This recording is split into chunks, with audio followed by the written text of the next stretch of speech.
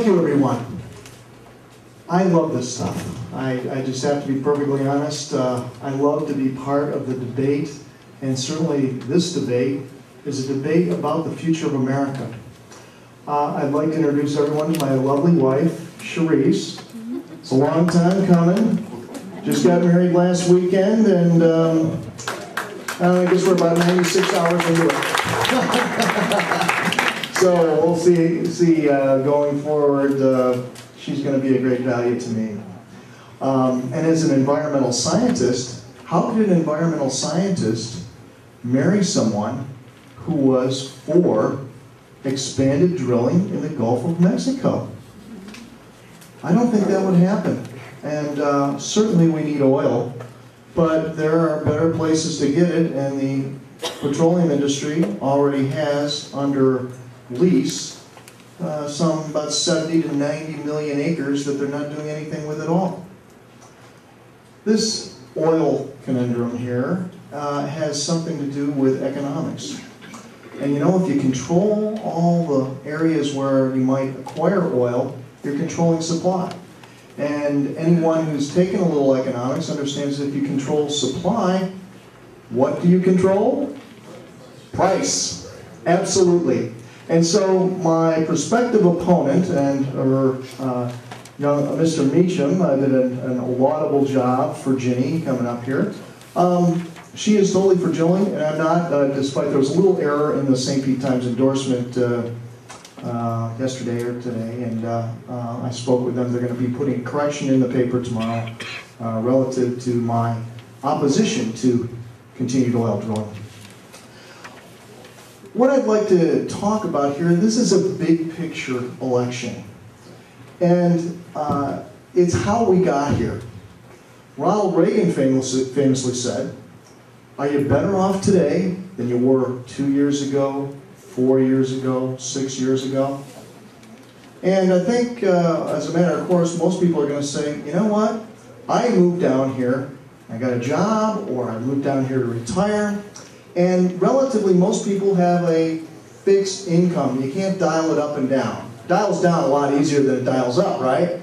Well, what's happened, we may have that pension and Social Security, or we have a job that we go to work every day, and we get our income, but you know what's happened? The costs have gone out of sight.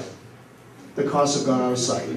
Now, is anyone here responsible, personally, and yours truly included, for the kinds of policies we've had enacted over the past, I'm not just talking about Republicans, there's plenty of Democratic responsibility here too.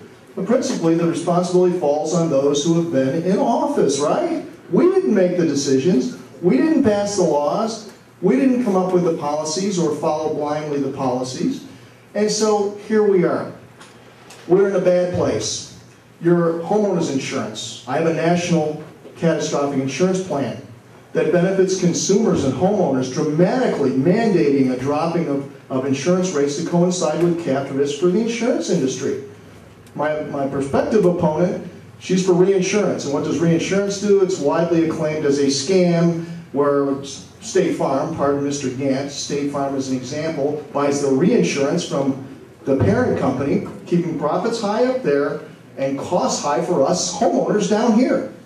When we talk about petroleum, the American Petroleum Institute and so on, the members thereof, my prospective opponent, she is for giving tax credits, in her own words, in an email that I was forwarded, tax credits to the oil industry. Now, most recently, a couple of weeks ago, we saw that the most profitable corporation in history was ExxonMobil, and the most profitable group of corporations in history was what? The oil industry.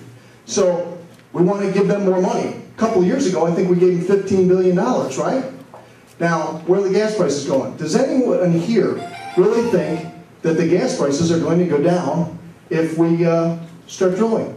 No, they're not. By any reliable estimate, it's a lot of propaganda. I have policies, of course, on healthcare for a national single-payer healthcare plan. I am here to work for you, not corporate America. Not my benefactors, no more hand in glove. I'm here to work for you, people just like myself. And we need to get these professional politicians out of office And with all due respect, that includes all the people who enjoy the yellow shirt action here. So it's going to be a kinder, gentler campaign. Certainly, I will bear no responsibility for anything that occurs. But I thank you very much. And for those of you who happen to be Democrats, vote for me, please, August 26th. And I don't care what your party is. It's not about party. It's about people on November 4th. And I'll thank you for your support. And I will not do you wrong. Thank you very much. I'm John Russell, running for Congress, District 5. The next candidate coming forward is David the Flagpole Sitter Werner. How's that?